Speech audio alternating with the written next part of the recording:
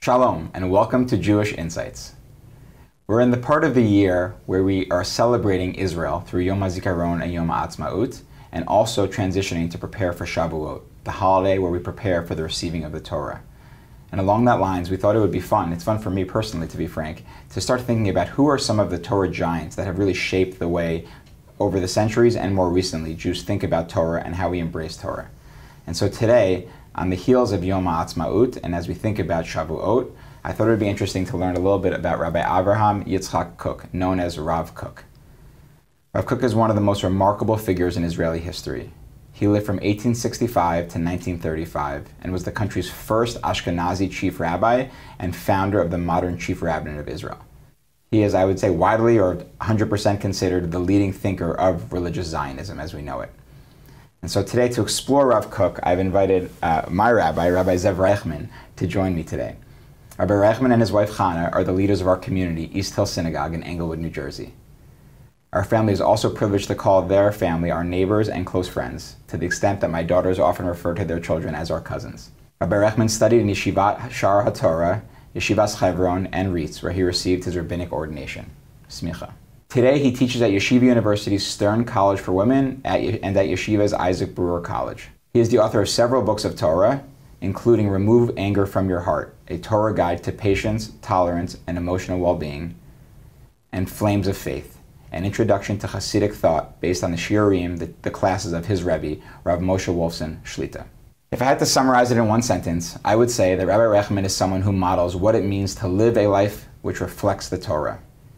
He is not only deeply knowledgeable in so many different assets of Torah, but he carries himself and leads our community in a way which reflects that knowledge, and he inspires me to try to do better and be better every time I am around him. One of his areas of passion is the Torah of Rav Kook, and I'm excited for us to learn from him today, and I'm excited personally to learn from him today. Thank you, Rabbi Reichman, for joining us. Thank you so much for having me and for such, wow, what an amazing introduction and such kind words. I really appreciate it. And thank you for taking this forum and using it to spread Torah and to share the wisdom of Judaism with the world, which is really one of our missions. Thank you, Rabbi Reichman. Yeah, so I'll first of all, I could go on for hours, but we'll go to our interview for a second here. Just start with, I know we're going to talk about Rav Kook. How do you personally become interested in Rav Kook? I know you have I've learned Rabbi Nachman of Breslov with you. You know Chassidut, you know Gemara, you know Rav Soloveitchik. Rav Kook, I know, is one of your other stars. Like, how did you become interested in Rav Kook? Well, I fell in love with Rav Kook really through my love of Zionism. And my Zionism comes from my father and really comes from my grandmother. My grandmother was a Holocaust survivor, ran away from Austria right after the Anschluss, crossed the border from Germany into Belgium, lost her shoe as she was crossing the German Alps, had to run down a mountain to get the shoe, and other Jews who were being smuggled across waited for her. She got to the other side, penniless, in Belgium, eventually came to France, came to the United States, and she went to a Mizrahi school in Austria. What's Mizrahi? Mizrahi is the religious Zionist movement. Okay. So within the Zionist movement, which was overwhelmingly secular Jews, there was a branch of religious Zionists who saw Zionism as a fulfillment of our religious obligations. She went to a school of the religious Zionist movement in the 1930s in Vienna, and she was a lifelong Zionist and passionate lover of the Jewish nation and an activist for the Jewish people. I can tell you many, many stories about my grandmother going to rallies for Soviet Jewry, rallies against Palestinian terrorists, rallies for Israel, leading fundraising campaigns for Israel, for the children of Israel. And so I grew up in a home that was very passionately Zionistic, a Jewish activist home. And as I matured intellectually, and I wanted to see some of the spiritual underpinnings of religious Zionist practice. Why is it so important to be so devoted to the state, to the people? I found Rav Kook, and I fell in love with Rav Kook for so many reasons. I think we should start really with the religious Zionism of Rav Kook, but there's a lot of other areas we could touch on. Great. I think A couple questions there. One is, so first just define religious, maybe we'll get to that actually. Define religious Zionism for us. Let's start with that, just for, I know people have an image of religious Zionism in their mind. What is religious Zionism? So Zionism is a nationalistic movement that started as I would say, a major movement within the world with Theodor Herzl. Right. First, Herzl's experiences of anti-Semitism in France, seeing the Dreyfus trial and that difficult experience, and then Herzl writing a book, The Jewish State as the Solution to Anti-Semitism, and then Herzl creating an organization, the World Zionist Organization, convening the World Zionist Congresses, and trying to create a movement that would lead to a Jewish state. Herzl was not religious. Most of the activists of the Zionist movement were not observant of the laws of the Sabbath or dietary laws or Torah study. They were secular Jews who were nationalists, who wanted to solve a problem through nationalism, which was popular at the end of the 19th century. Let's just think for a second historically. World War I breaks out in 1914 because of nationalism. It was a Serb nationalist who assassinated the Archduke of the Austro-Hungarian Empire. It was nationalism against colonialism, against empires, and that was something popular all over the world. And so Zionism as a nationalist movement, the Jews are also a nation, we deserve our own place, we should govern ourselves, fit into the general world view at the time, at the turn of the, as we enter into the 20th century, we complete the 19th century. What's unique about religious Zionism is that religious Zionism is not a movement that is trying to fit in with what the world is doing or the cultural currents or intellectual currents in the world at any particular era, but it's a movement that emerges from the Torah and from the religious tradition. And as part of our religious tradition, we have a mitzvah to return to the land of Israel, to settle the land, to rebuild the land, and to have Jewish sovereignty in the land of Israel. Religious Zionists support the aims of the Zionist movement for religious reasons, motivated by religion. And for religious Zionists, we've had certain great experts in the Jewish religion who have been our lodestars, who've been our inspiration, who've plumbed the depths of Torah, of Talmud, of Jewish tradition, and showed why our tradition advocates a state, an army, a diplomatic corps, a Jewish economy, Jewish universities, a Jewish return to the land in the 20th century. And of all the great religious Zionist leaders, personally, my family has a great connection to Rav Soloveitchik, Rav Yosef Dov Soloveitchik here in America, the chief rabbi of Boston, the great teacher at Yeshiva University, my father's teacher. He's a tremendous inspiration for us, and he was a great leader of religious Zionist thought in America and influenced Israel as well. Rav Kook, though, is really a tremendous leader. And in Israel, it's really the views of Rav Kook that are the popular views within the religious Zionist community, much more so than the views of Rav Soloveitchik. And I think for me, one of the amazing features of Rav Kook's worldview is Rav Kook is relentlessly optimistic. He's someone who always sees the glass half full and believes that the Zionist movement is guaranteed to succeed because it's the fulfillment of prophecy. The prophecies are coming true, and the vehicles, that the heavenly supervision that God has chosen to realize God's vision, to realize what the prophets predicted, happen to be the Zionist movement, the leaders of the Zionist movement. But this is Jewish history. This is an arc of history which is happening. And that gives a person a tremendous sense of optimism and courage and a real belief that there's a long road, there are ups and downs in this road. Who knows personally where we will be in this road, whether we'll get to see the end. But we know where the end is going.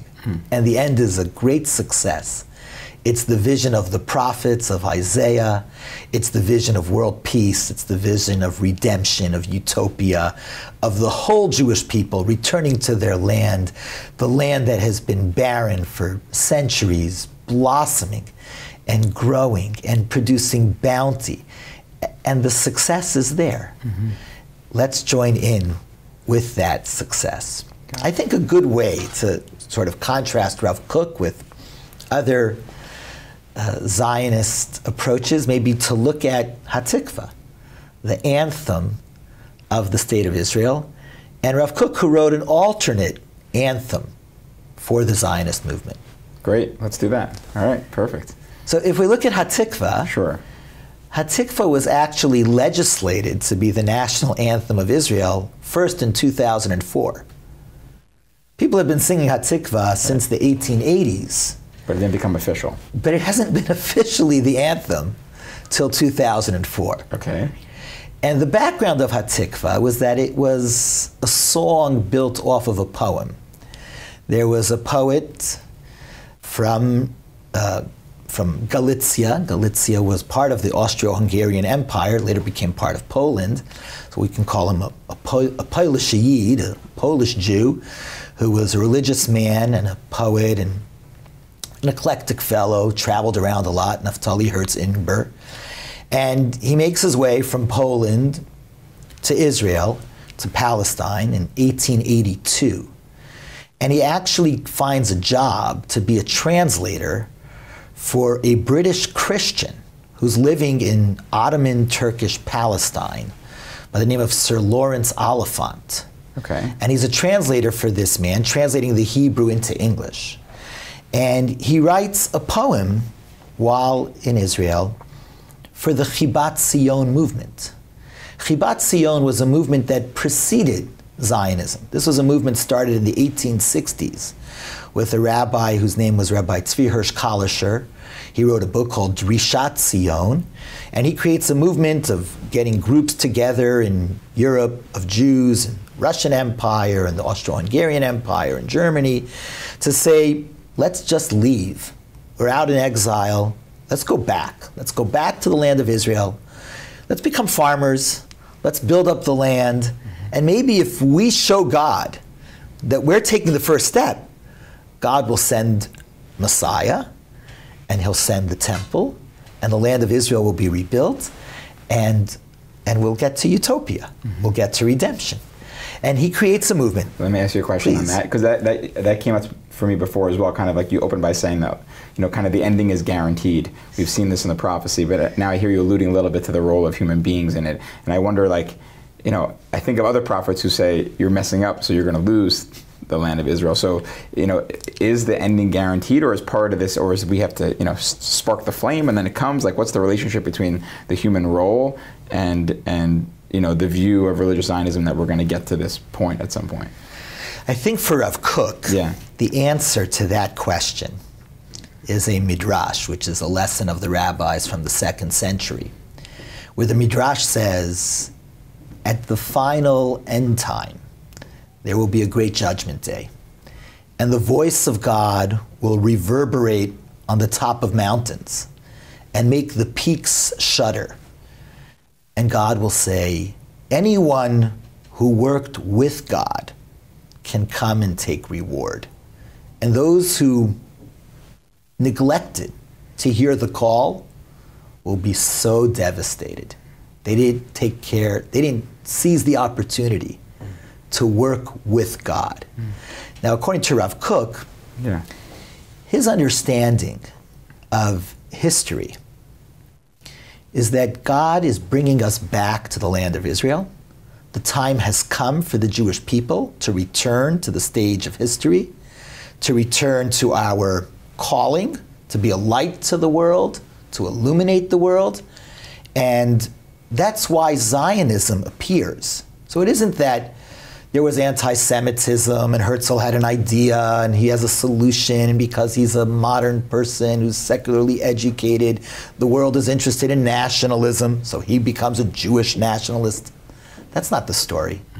Why didn't Maimonides act as a Herzl? Why didn't Maimonides send letters to all the Jews and say, let's go and move back to Israel? Right. Why didn't the author of the Shulchan Aruch, Rav Yosef Karo, in the 16th century, who writes a book that becomes the standard for Jewish law, why doesn't he send letters and say, come, everybody, come back to Israel. I'm in Israel. I'm in Tzfat. Come join me. The answer is it wasn't the time. God didn't want it yet. We were still supposed to be in exile. We had been exiled because of our sins. Herzl succeeds. Wow, does Herzl succeed? The movement starts in 1897, stateless, penniless, a bunch of people saying, give us a state.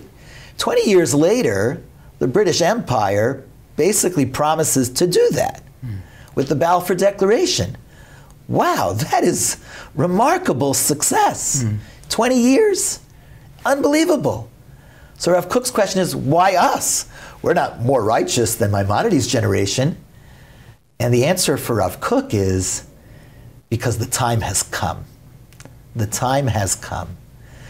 Redemption can occur in one of two ways. We can get it earlier because we are deserving of it, or if we're not deserving of it, all of our travails, sufferings, hardships will count as merits, and at a certain point, it's enough. You've suffered enough, you've done enough, the time has come. And now redemption is coming because it's the time.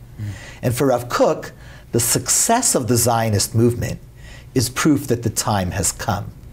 And therefore, Zionism's successes is in a certain way God's calling to all Jews, saying, it's time. Get up, join in with me. You see what I'm doing? You see how I'm making this happen? I'm making these miracles happen. Work with me. Settle the land, plant, develop, strengthen the society, strengthen the people, strengthen the country. This is what I want because I'm making it happen. And so join with me. And that's this voice that will reverberate on the top of the mountains. But notice the nuance. You're working with God. He's working here. Right. No one can defeat God. Right. It doesn't matter if it's Sinwar or the UN or, all sorts of groups that are protesting on college campuses. God is redeeming the Jewish people. So all of that's noise. Right. God's more powerful than all of that. Right. The Jewish people are going to be redeemed. And we should work with him. Right. We should join with him in this process. That's the question for each individual is the train has left the station, but it's a question of whether you're on the team or against the team, for lack of a better metaphor. Like, what's your role? Yeah, and I think even more so, God, it will happen. Right. But will it happen sooner? Will it happen with more ease? God is saying, I want you to play a role here. I'm not doing it all for you. Jump in and play a role. And join me. When Rav Kook wrote this? In 1907. In 1907, Rav Kook, at his own expense, took out ads in the Jewish newspapers, the Hebrew press, in the Russian Empire, where he called his ads the Great Call for the Land of Israel. And Rav Kook, in this missive to the Jewish community of Russia, makes the following astounding and so prescient observation. He said, Judaism has been radically changed by the French Revolution in the late 18th century.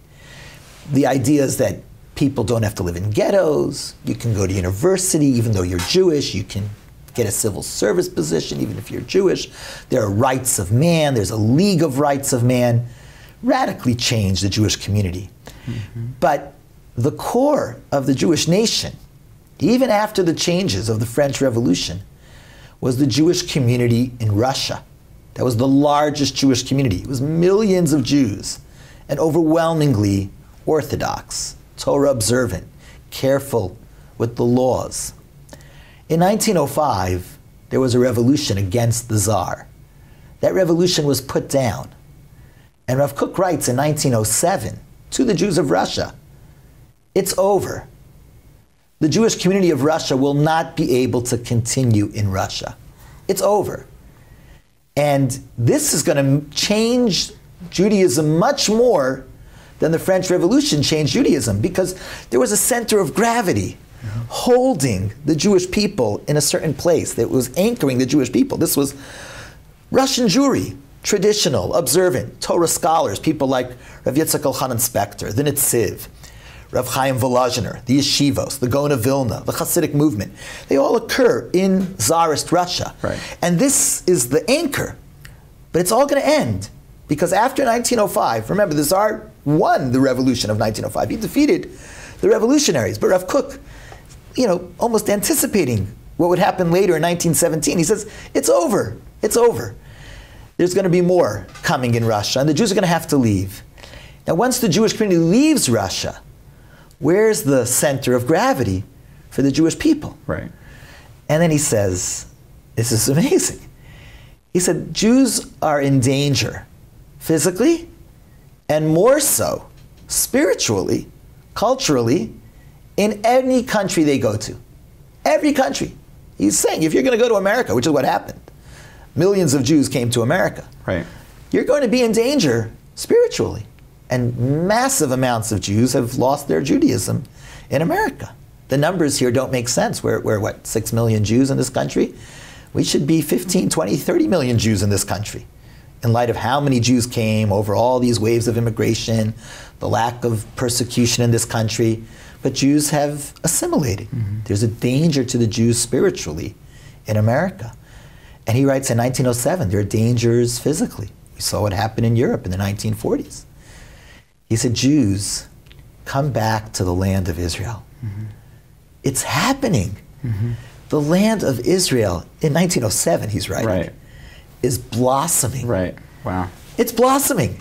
One of my favorite books is Mark Twain's description of what the land of Israel was like in the 1860s. He wrote a book which he titled The New Pilgrim's Progress, or another name, The Innocents Abroad. And he describes the wasteland that was the land of Israel. Nothing is growing. It's a wilderness. No one's succeeding to get anything out of there. Mm-hmm. Whatever groups were trying to farm were smitten with malaria and diseases. And Rav Kook says in 1907, the land is blossoming again, because there's a relationship between the land and the Jewish people. Mm.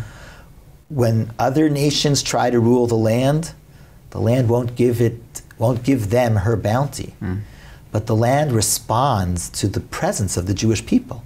And that's in the Talmud. The Talmud says, in Tractate Sanhedrin, the most revealed sign that we are living in end times is when the mountains of Judea, Samaria, the mountains of Israel are filled with fruit-bearing trees. If the mountains are filled with blossoms and then with fruits, it shows that the end time has arrived. The Jews have come back, because the land wouldn't give fruit if it's not Jews. And so Rav Kook in 1907 says, come and see the revelation. The land is succeeding. Mm-hmm. You know how many Jews were in Israel in 1907? There were less than 100,000 Jews in the whole country. In 1914, there were 85,000 Jews in the country. There were at least 5 million Jews in Russia when Rav Kook is writing to Russian Jewry. The future of the Jewish people now is in the land of Israel. God is making it happen. Work with him. Return to Israel. Breathe its air. Build it. Turn its wasteland into agricultural paradises, because you're working with God. And I think that this insistent optimism, confidence, there are ups and downs in the journey, but that's very empowering and very inspiring. And that's something that, as we approach Yom HaAtzmaut, I think should be a source of inspiration for anyone who's open to loving Israel. Mm-hmm. Wow. I got to ask one question just out of curiosity. Does Rav Kook or others, we talk about the imminent end of days. Is there does anyone guess a timeline? Has that timeline come and gone already? Rav Kook never got into the timeline. Okay. That's an interesting thing about the feat, to me, fascinating. Rav Kook really doesn't talk about the personality of Mashiach. Right. If you contrast the Rav Kook devotees, his disciples, with the Lubavitch movement, Chabad is also very messianic, but there's a personality. Mm-hmm. The Rebbe, Mashiach's here, we just need to accept him, Mashiach's about to come. In the writings of Rav Kook, there's a lot of talk of redemption, the process of redemption, but very little about the person, about Mashiach. And I think that the students of Rav Kook, inspired by his son, their take on it is that we are in a process where the prophecies are coming true. Where we are in that process, are we stage 1, stage 2, stage 3, stage 4, stage 5? Are there 5 stages or 10 stages? I don't think we really know. I don't think we know. But we do see that predictions are happening. We see that we're moving closer and closer to that ultimate vision. And therefore, here's Rav Kook's novel idea. It's as if God is making us into prophets, because he's telling us his message. Let's work to realize this ultimate vision, to work with him. Lif'ol im kel. Wow, all right. I want to get to the poem, but I have one more question then. There's been so much loss that has come along with, this, whatever you want to, this march towards redemption, let's call it, right? So we have, after Rav Kook's time, we have the Holocaust. Yeah. We have, Yom HaZikaron commemorates the loss from terrorist attacks and the soldiers who have passed away, who have been murdered or killed in the army. We just had October 7th. Is that, what do we make of that? Is that part of the plan? Is it we have to suffer certain loss to get to redemption, or, you or Rav Kook? I mean, what do you think? Well, Rav Kook addressed this directly in 1929. 1929 was a time of terrible riots in the land of Israel, in Hebron, in Tzfat, in Moza, in Jewish neighborhoods throughout Israel in the summer of 1929. 130 Jews were murdered over the course of those riots. And there were terrible atrocities that were performed against Jews in the land of Israel by Arabs in the land of Israel. Terrible things. To babies, to mothers, to yeshiva students. I attended, actually, Yeshivat Hebron, which was located in Jerusalem. So why is the yeshiva named Hebron in Jerusalem? Because this yeshiva came from Lithuania in the early 20s, in 1924. And 5 years later, in 1929, more than 20 students, mostly foreign students, not Israeli students, were murdered by the Arabs in Hebron. And the British took the Jewish community out of Hebron, out of Gaza City as well, by the way, at the time, and said, you can't come back here. You have to live somewhere else. You have to live in Jerusalem. So the yeshiva left in 29 and never came back. And it was in Jerusalem. And I studied in that yeshiva in Jerusalem called Yeshivat Hebron, the Hebron yeshiva. And that experience was so deflating, disappointing, angering for the Jews living in the land of Israel. So upsetting. Here you had the British mandate. There was a Jewish high commissioner, Herbert Samuels, and the Jews are slaughtered and killed and butchered. I thought Israel's supposed to be the safe place. Right. I thought Israel's the place where this doesn't happen anymore. Right. And Rav Kook, who was at this point already the chief rabbi, writes an essay, which he published again in the Jewish press in Israel. The title of the essay is Return to Your Fortress. And Rav Kook explains that if you look in the Song of Songs, redemption is presented in the parable of a deer the deer runs. You see the deer, and the next second you don't. And the Midrash, again, interprets this as saying that that's the nature of redemption. The Redeemer, he's seen and then he's not seen. He's seen and then he's not seen. And Rav Kook develops this thesis that we're on the path of redemption. And therefore there are moments of clarity where, wow, it's amazing. We see the prophecies coming true. I remember, if I can digress for a second, Please. When I was a yeshiva student, there was Operation Solomon, where over just about 3 or 4 days, Israel sent planes to Ethiopia and brought out maybe 20,000 Ethiopian Jews in the span of a week to the land of Israel. And my teacher, Rav Aaron Lichtenstein, said at the time, you know, sometimes there's a moment of clarity where, okay, now I understand why I'm part of this ideology. I understand why I'm part of this ideology to be so excited about Israel and the state, even though I'm so disappointed on so many areas, the way the state acts, or the way the government acts, or the way people act.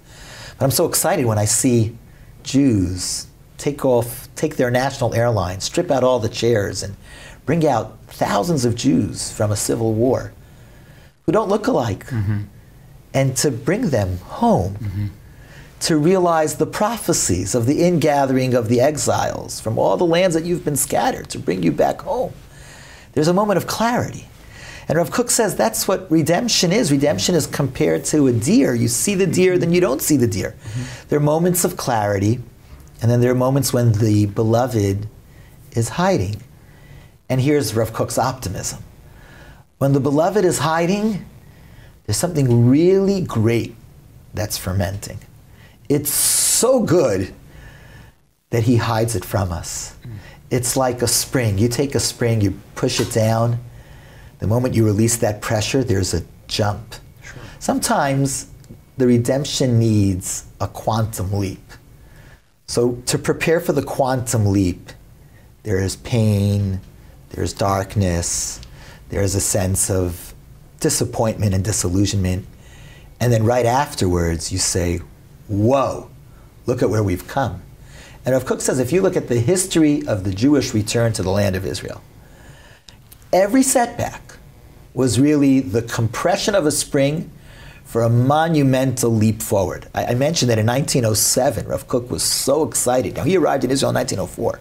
Right. But in 1907, he's so excited about how good it is in the land of Israel that he's inviting Russian Jewry that are running away from the pogroms and from the collapse of the Russian Empire, invites them to please, please come to the land of Israel. The land of Israel in 1907 is under the Ottoman Turks. Russian Jews are not welcome. Russia and Turkey are enemies for centuries. They don't want the Russians to come in. And Rav Kook says, don't pay attention to these, wicked, decrees preventing Jews from returning to their homeland. Just come, come, come. That was in 1907. Then you have, after World War I, a monumental change. But what was World War I like for the Jews of the land of Israel, the Jews of Ottoman Palestine? World War I was a catastrophe. The Jewish population dropped by a third. A full third either was expelled, left on their own, or died of starvation. Rav Kook's student, his main student, was Rav Aryeh Levin. Rav Aryeh Levin was so devoted to Rav Kook, sort of like the Yehoshua ben Nun to Moshe Rabbeinu, the Joshua to Moses. Thank you. And Rav Aryeh Levin lost 2 children to starvation, to famine. Oh my God. In World War I. Rav Kook himself was stuck in Europe during World War I. He had gone for a rabbinic conference, which never happened because World War I broke out. And he gets stuck in Europe, 2 years in Switzerland, 2 years in London. He said, we experienced World War I, right? He's writing in 1929. We experienced World War I as a catastrophe. And we were thinking, maybe this dream is over. A third of the population is gone. Thousands are expelled. Many don't, can't subsist. And we think this, what did it go down to? It started with a base of 85,000. What went down to what? 50,000 at the end of World War I, 55,000? 55,000, this is going to work? But after World War I, we rub our eyes and we say, what's happened here? What a change. After 300 years of an Ottoman Empire, the British are the rulers, and they say that they're just holding it for us to create a Jewish national home. And that's what the League of Nations endorses. And that's what the US Congress endorses. And the whole world says, Jews, you can have your home back. And suddenly, immigration, thousands and thousands of Jews start coming. And the population becomes not a population of 50,000, but by 1929, it's a population of hundreds of thousands. Rav Kook says, let's just look at our history. 15 years ago, 1915, we were so depressed. But the Creator was compressing the spring of redemption for a monumental leap forward. He said, as depressing as 1929 is, there's a big leap forward that's coming afterwards. And that's the Rav Kook ideology, this relentless optimism. October 7th was decimating and devastating. And since then, every loss in the land of Israel is so upsetting and it's so painful. And the Rav Kook ideology is that beneath that pain, in a hidden way, we don't know how, but there's a process going on where the wheels of redemption are being turned faster. Because of all this pain, these wheels are moving faster. And we can't wait for the pain to end, and we can't wait to see how, because of the pain, there was a real step forward, real movement forward. Thank you. Wow, that's a lot there. Okay. All right, I digressed you a little bit. You were in the middle of introducing the original poem that inspired Hatikva. Yes. You can pick up from where you left off there. You were explaining the movement, Chibat Zion. Yeah, so there was the Chibat Zion movement. This is before Herzl. Yeah. And Ingber writes a poem of affection for Zion. And the name of his poem is called Tikvatenu. Okay. And the Our Hope, similar to Our Hope, similar correct. to Hatikva, which is the hope. Right. So the name of the poem is Our Hope, and the chorus is, our hope is still not yet lost. This is the ancient hope, to return to the land of our fathers, to the city that David camped and developed. And then he has 9 stanzas. One with the famous words, Kol od belevav penima. So, as long as there in the heart, the Jewish soul stirs, and to the east, the Jewish eye turns to Zion. And then again the chorus, our hope is not yet lost. This is the ancient hope, to return to the land of our fathers, the land of King David, where David created his city. And then, stanza after stanza. And we only have the first stanza as the Hatikva song, which developed as a folk song in the settlement of the land of Israel. We have that, and that became eventually the anthem of the Zionist movement, and then the anthem of the State of Israel in 2004. But there are other stanzas, and the other stanzas are quite religious, but also quite sad. So, for example, if you look at the second stanza, as long as there are tears from our eyes that will flow like the rain, and thousands of the members of our nation will still go to the cemeteries, to their fathers' graves, our hope isn't lost to return to the land. So as long as the Jews are still crying, as long as the Jews are still heartfelt, our hope isn't lost. It's really a poem of Jewish tragedy, Jewish longing, and therefore we still have hope to go back. After the Balfour Declaration of 1917, Rav Kook wrote an alternate anthem. And And it's so different. It's so optimistic. Rabbi Reichman, sorry, just before we get there, I just want to clarify. So the poem was written in 1878. By the time Rav Kook writes an alternate version, it's already become kind of the informal anthem? It is, absolutely. This was It was taken from here and then turned into the song that we know today, Hatikva.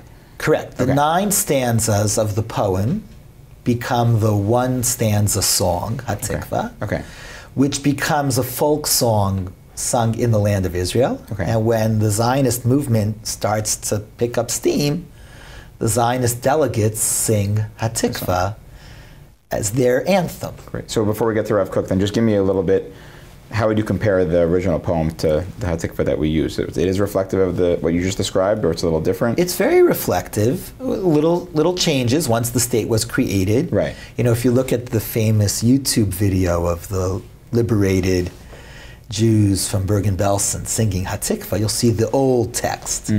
It's Od lo avda tikvatenu hatikva hanoshana. Right, in our texts, Od lo avda tikvatenu, right, liot am chafshi. But that wasn't the original. Can you just translate those 2 differences for us? Right. The original text was, our hope is not yet lost.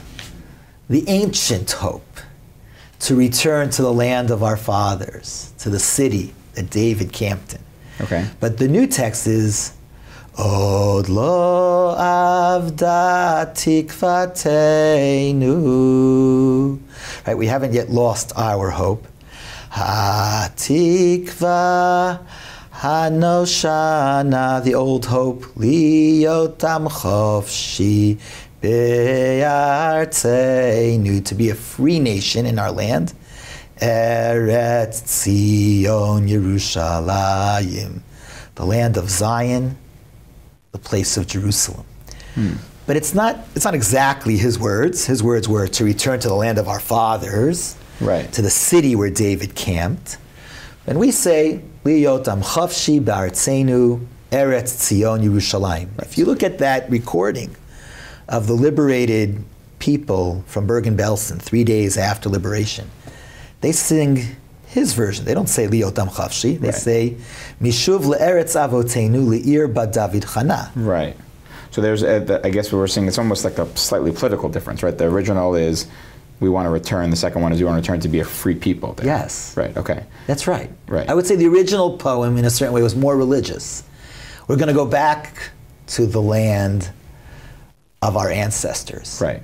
This hope is not lost. As long as Jews are alive, as long as the Jewish heart beats, as long as the Jewish eyes shed tears, we still have that hope to go back to the land of our ancestors. That's the song, which becomes the anthem. Great. And now Rav Kook comes along. And Rav Kook's song. And what year did you say Rav Kook's version was? In 1917, after the Balfour Declaration. Great.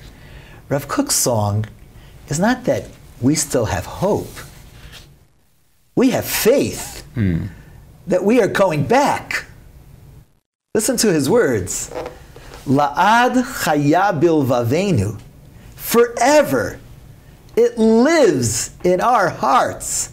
The faith, the loyal faith, to return to our holy land, the city where David camped. Right? It's a play off of Hatikva. Hatikva, the end of the first stanza is Le'ir bad David chana. He ends his first stanza with that same phrase, Ir bad David chana. But it's not, we haven't lost the hope. The hope is still there. As long as they're Jews and they're crying and they're alive and they're cemeteries, we still have hope. No, there's more than hope. We have confidence. We have faith that we will return to our holy land. We know we're going back forever. The faith is alive. Wow. So you're drawing, just so we're clear, you're drawing a distinction between tikva and emunah, right? Hope and faith. And I think what I hear you saying is that hope is like something you're hopeful about, but it's external to you. Emunah is something that you believe in your heart to be true. Definitely. And also, hope is, and the theme of the poem is almost a depressing statement. We're not going to give up. We still have the hope. As long as we as long as we have that Jewish heart, as long as we have the Jewish spirit, we have hope to come back. Rav Kook says, don't be so hesitant. Don't be so timid. Be confident. We will come back. Our faith is alive, and it's vibrant, and it's forever. It's forever. Forever we have the faith that we are going to come back. Beautiful. And then Rav Kook continues with a very religious message. We're going to go back and live our lives there, the lives of the nation that no one can count. Forever, this faith is alive.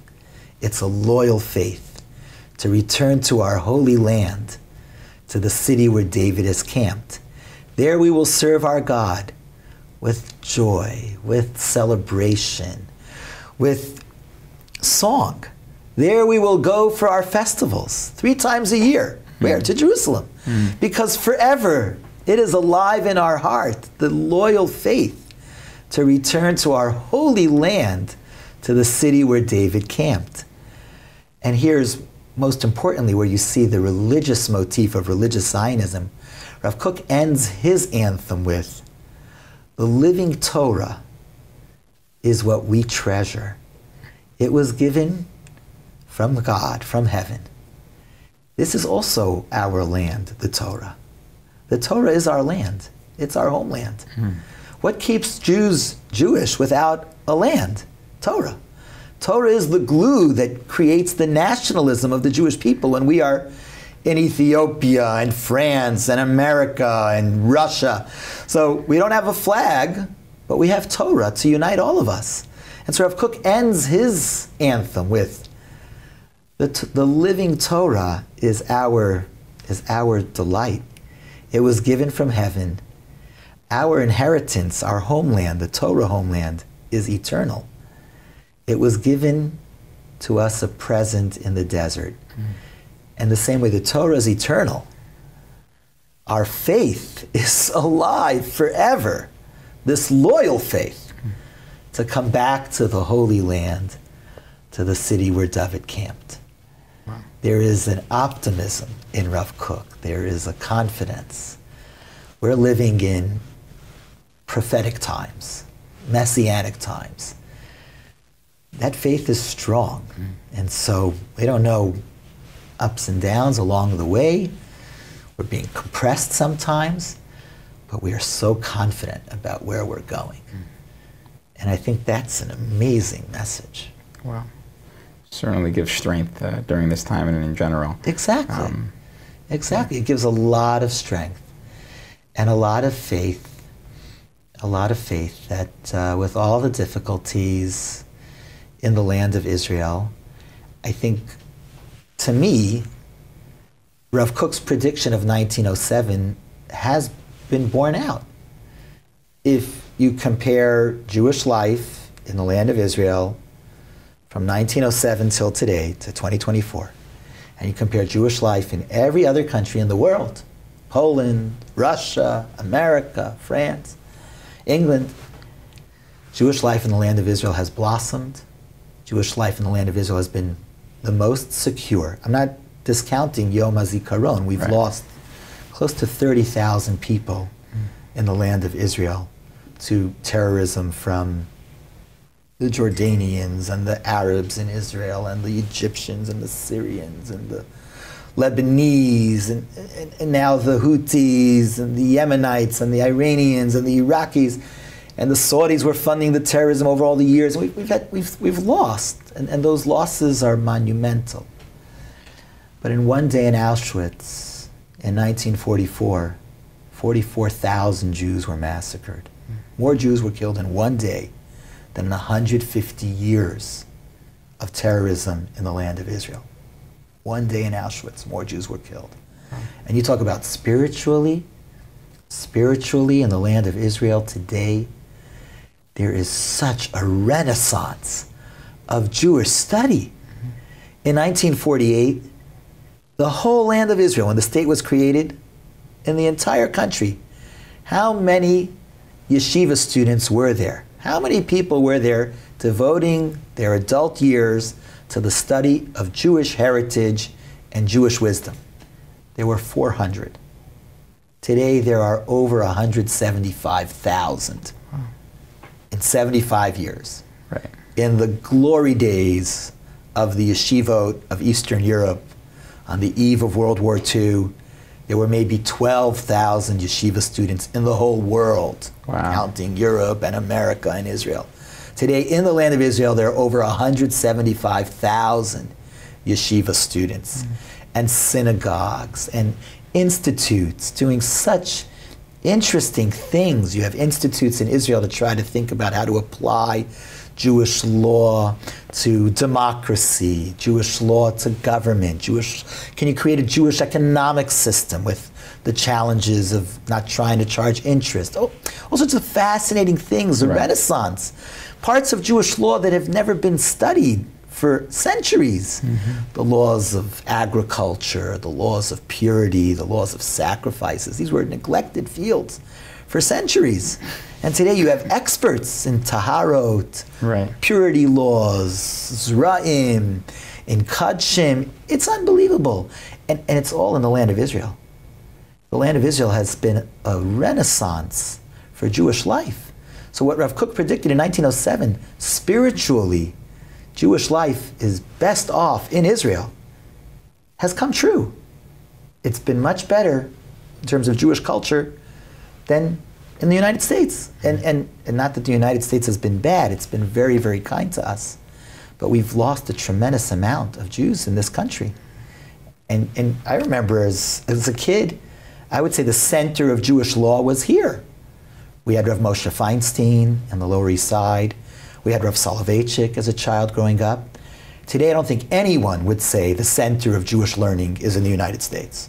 The center of Jewish law is without question in the land of Israel, and the institutes there, and the academies there, and the yeshivot that are there. This is a miracle. This is a miracle. These are the words of prophets that have come true. And so Rav Kook says, our faith is alive. Yeah, there are challenges, political and others, but we're moving in a very good direction to a really great place.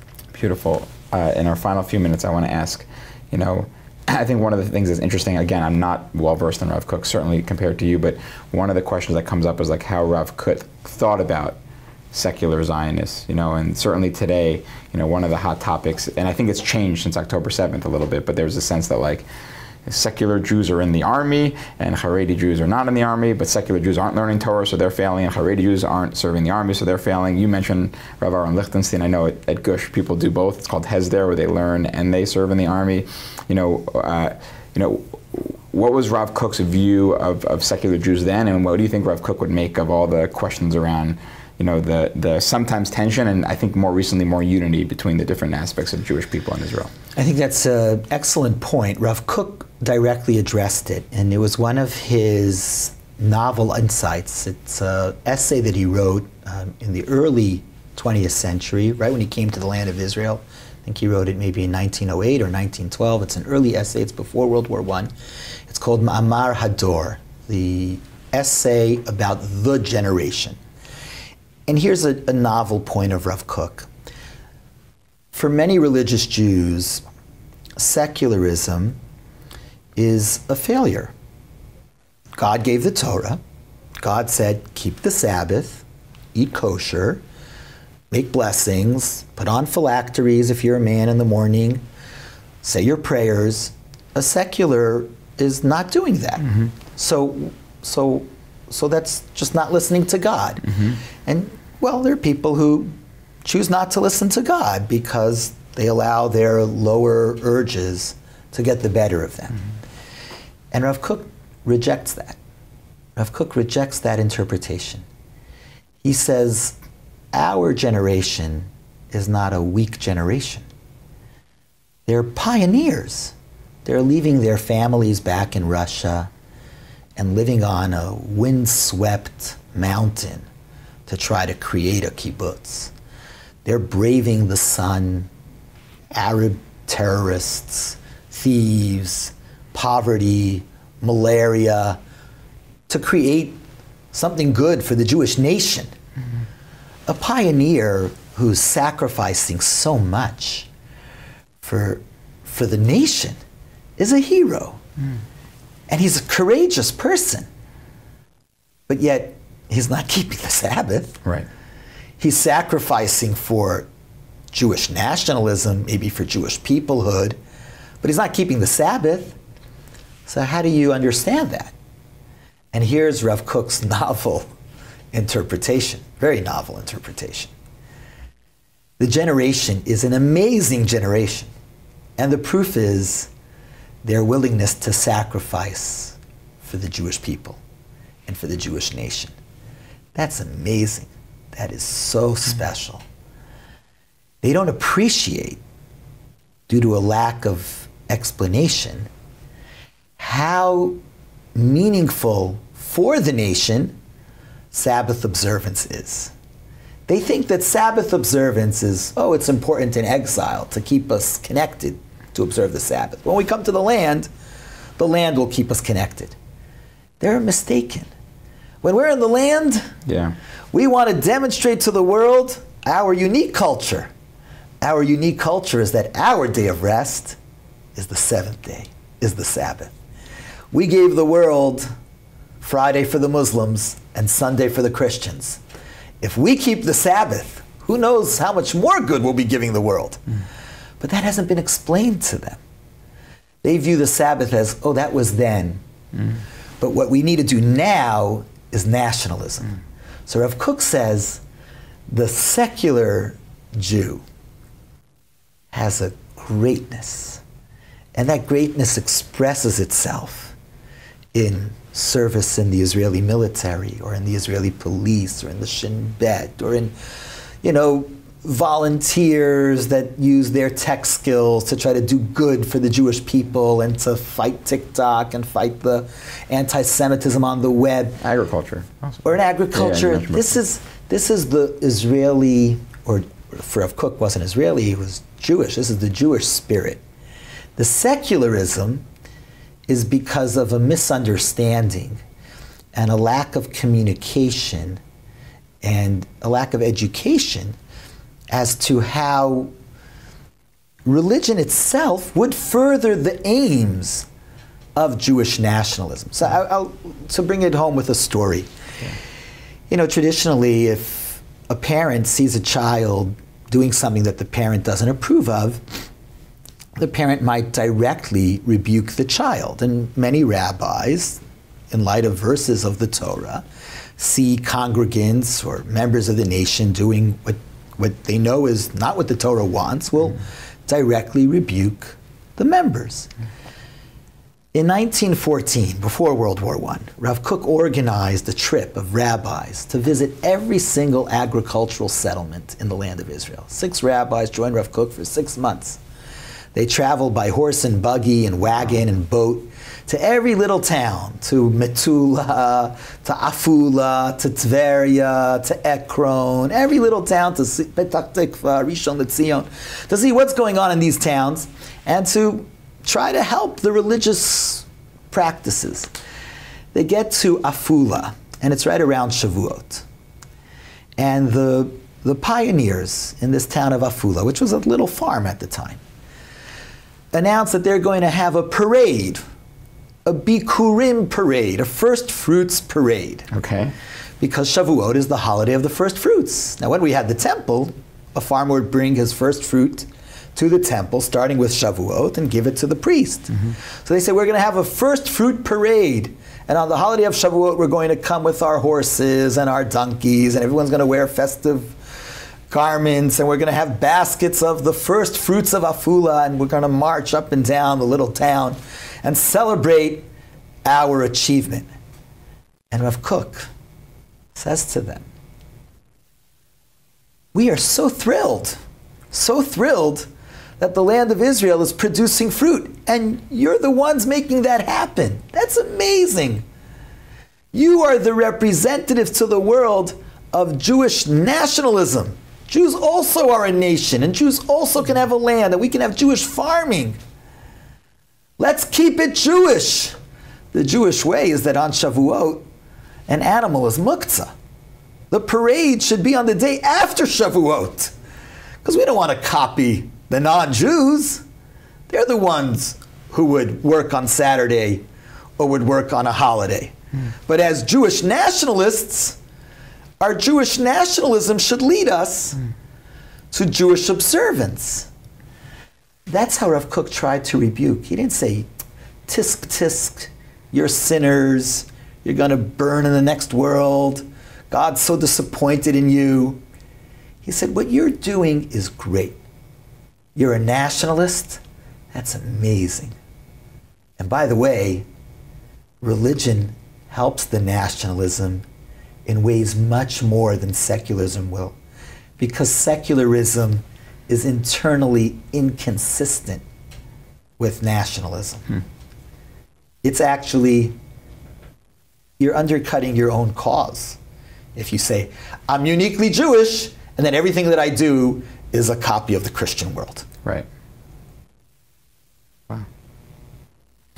Okay, I think we have to stop. I could go for 10 more hours. This has been amazing. I can't believe how fast it flew by. Thank you so much for giving me this opportunity.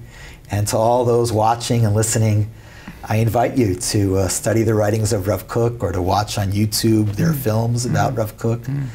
And hopefully, may we all merit to see his vision realized soon of utopia very soon. Thank you. Thank you. Amen. Can you recommend, is there something in English if someone really wants to start getting their feet wet for Rav Kook? There are books in English. There's a fellow, Rabbi Schwartz, who recently published a reader, different selections from different writings of Rav Kook.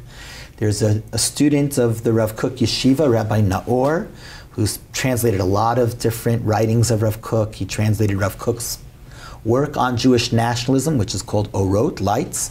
Translated that into English. He's translated other books, really wonderful things. There's a lot available, yeah. Rabbi Reichman, thank you so much. We really appreciate it. What an honor for me to have you in conversation. Thank you so much. Thank you.